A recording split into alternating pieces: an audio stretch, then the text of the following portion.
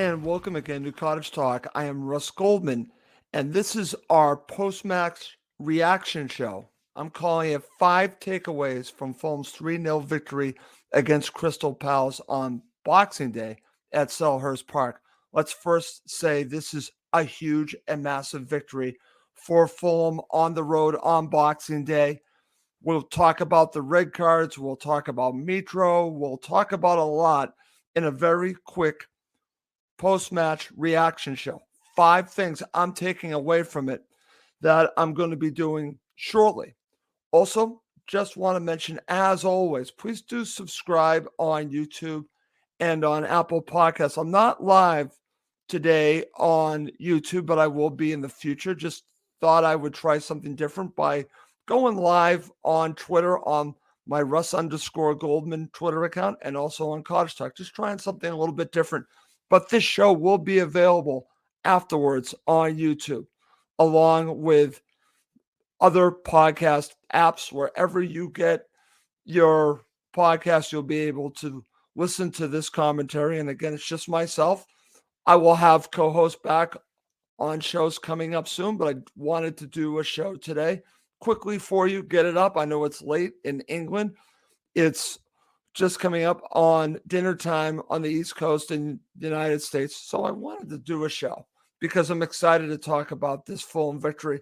So let's just start from the beginning and just talk about the impact that this will have. Now, Fulham are currently 8th in the table, and this is massive. This is huge because, as I've said before, if you look at the 40 points that everyone looks at for safety, well, Fulham are now on 22 points and still more than a few matches left before we're even halfway through the season.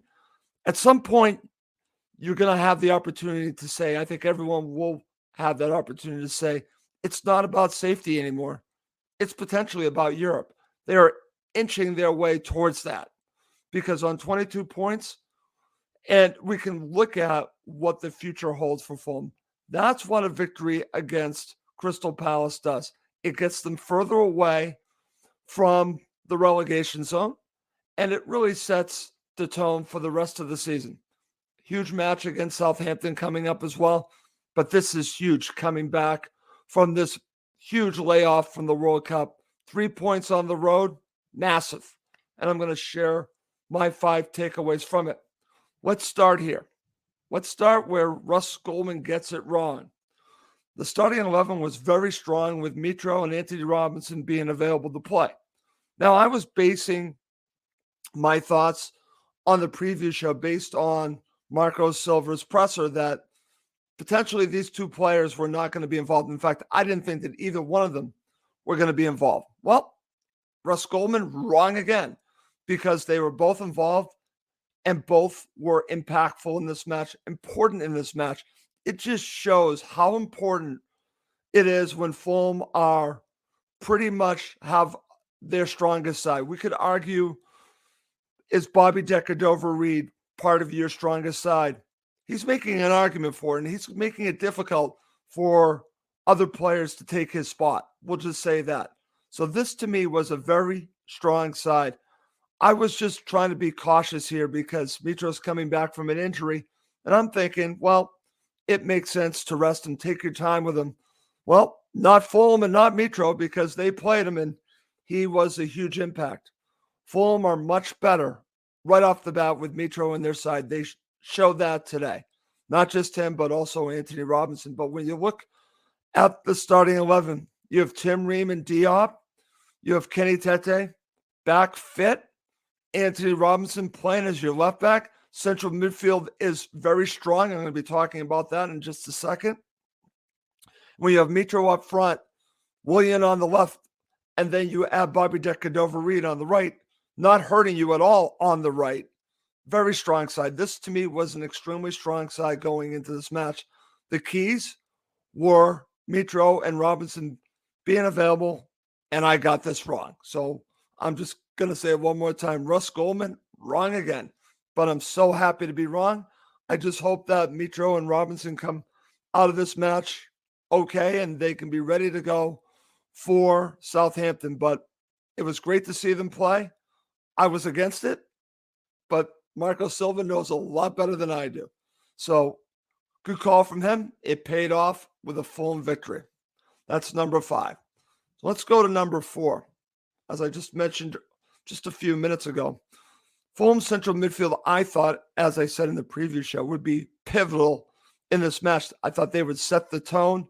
They would control the match and keep Zaha and some of the other pacey players quiet. And I think that's exactly what you saw. Fulham, especially early on, set the tone. They were aggressive.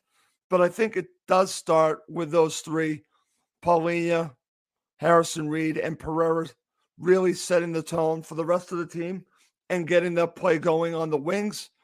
And, everything was really, from the get-go, they were ready to go. But I think it starts with central midfield. I really do. And, I had a friend of mine say, well, Paulinho probably didn't play his best match. Maybe he did not. But he's still key to everything that they do. The tackles that he makes and just being that tone setter, along with Harrison Reed and Pereira. The 3 of them work very well together. So that is another takeaway, because when they can control the play, Fulham have a very good chance of winning a match. And I think they were pivotal in this game. So that's my number 4. Number 3, talk about the goals. Now, I'm going to talk about the red cards coming up. But Fulham scored 3 quality goals. And on top of it, kept a clean sheet. I'm putting them hand in hand because I think it was very important to get the clean sheet, but it was also important to score these goals. The first goal, Bobby Decordova-Reid once again, but set up by Mitro, and also set up from Kenny Tete, and just some good play from Fulham, always being on the front foot in this match. And that to me is so important. This is what is so different from the Scott Parker years, from the Marco Silva teams, is being on the front foot, being aggressive. Fulham were once again. And another great header from Bobby Decordova-Reid, set up from Mitro, who again does it all. Assists, scores goals. He just does everything for Fulham Football Club. So again, if you look at all the goals, first one from Bobby Decordova-Reid, the second one from Tim Ream, of all players, was just a screamer. And I know that this was looked at from VAR. It does, I think, go off of Mitro's arms, but it also goes off the defender's arms. So for me, I think this was the right call. Even if the goal did not count, this was a great strike from Tim Ream, who certainly deserves it. Once again, proves Russ Goldman wrong, because I wanted Fulham to upgrade at the center back position, specifically him. I didn't think he could keep up in the Premier League. He's proven me wrong, and I'm glad that he's proven me wrong. The third goal, again, Mitro doing it all. Another quality goal. I know Fulham are up 2 men, but they still need to get some good service and just basically just an easy header for Mitro to make it 3-0. Quality goals. And then if you cap that with a clean sheet, I think that's very important. I think this is extremely important because I listen to a lot of podcasts, watch a lot of shows, and they all talk about, well, Fulham score a lot of goals, but they give up a lot of goals. This is true. And I think it's important to set the tone for future matches with clean sheets. You have to show that you can have a clean sheet, not just once, but several times. This is a good step in the right direction. Clean sheet, very important. And that's going to lead the 2 red cards. And I think they're both valid red cards. The first one specifically, definitely valid on that challenge to Kenny Tete. I think that's a red card. The second one was the second yellow from Tompkins. And it might have been accidental, but it's a yellow card. And honestly, it was the right call. I don't think the ref had any choice but to give that a yellow. And now Fulham have a 2-man advantage. But here's the thing about that.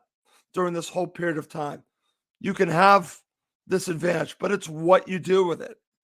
And Fulham scored 2 goals under these man advantage situations. And they were dangerous pretty much throughout that period of time. Now, after they were only down a man, yes, I thought that they were trying to do something, but Fulham were just controlling the play and just waiting their time and not pressing. That was the whole thing. They were being patient and taking advantage of their opportunities, and they did. Could they have scored more goals? Absolutely. But they did enough with the two-man advantage to score 2 goals. That is key. It's what you do with it. It's great having this advantage, but it's what you do with it. Fulham showed that they can take advantage of a team. You got to bury them when you're up on them. And this is what they did in this match against Crystal Palace. They did not give Crystal Palace a chance in this match. And that, to me, is the overall theme of this show is Fulham deserved this victory. Up 2 men, whatever. They deserved all 3 points. From the minute this match started, they were ready to go. Crystal Palace was not, but you know what? Fulham made Crystal Palace look unprepared. And I think that gets lost sometimes. We always focus on, well, the other team played like crap. They did this, they did that. It takes 2 to tango. Fulham made Crystal Palace look like crap. I'm just going to say it. They did. And my number one takeaway, Fulham kept Zaha very quiet in this match. Here's a player that has destroyed Fulham over the years.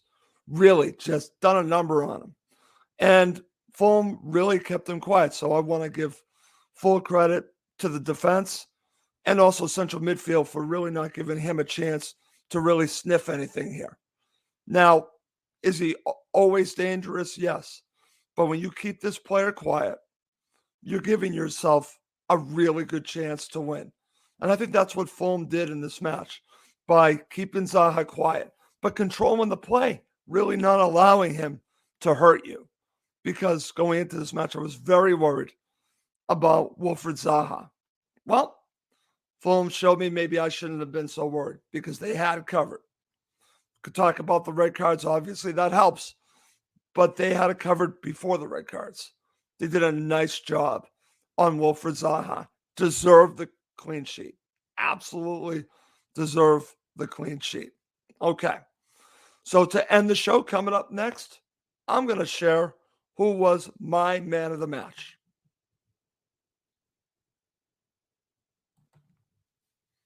Okay.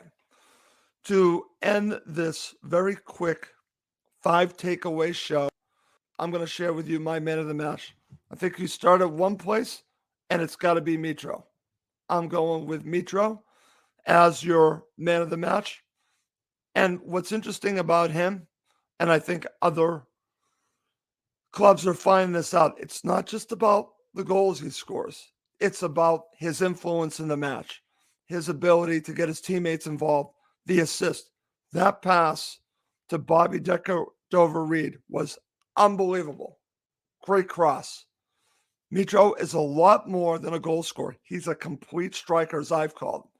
He comes back to defend. He helps in the build-up play. He assists, and he scores goals. What more do you want from a striker? And it looks like my friend Mats agrees with me. Mitro. And let's see, I do have a couple of other comments I'm just going to share to end the show. This is from Stefan.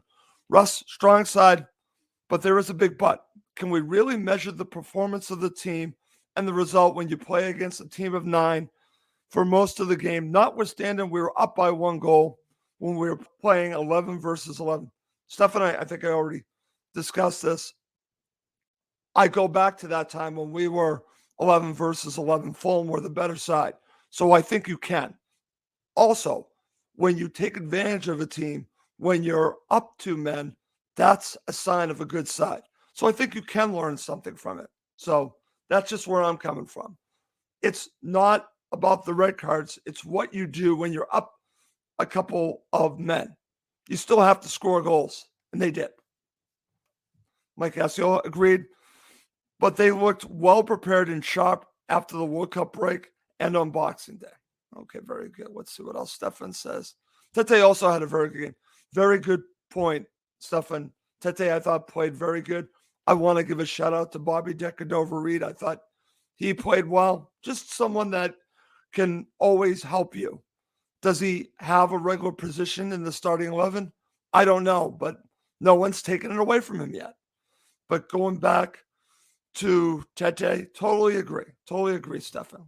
See what my friend Wayne has to share. Good evening, Russ. Merry Christmas to you and your family. Just like to say that the game today was a walk in the park. I don't know if it was a walk in the park, Wayne, but I enjoyed it. Let's just say I fully enjoyed it.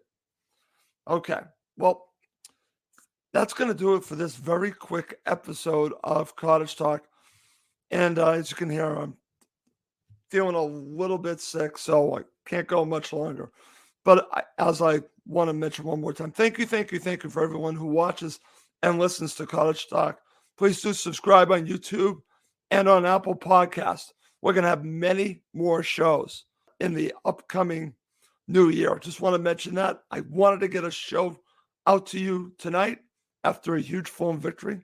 So that's what I'm going to do. Upcoming shows, again, we'll have many co-hosts. I just wanted to get some content out to you right now tonight. And that's why I did a show. So, but it is time to wrap this up. My name is Russ Goldman. Thank you as always for watching and listening to Cottage Talk, now part of the talkSPORT Fan Network.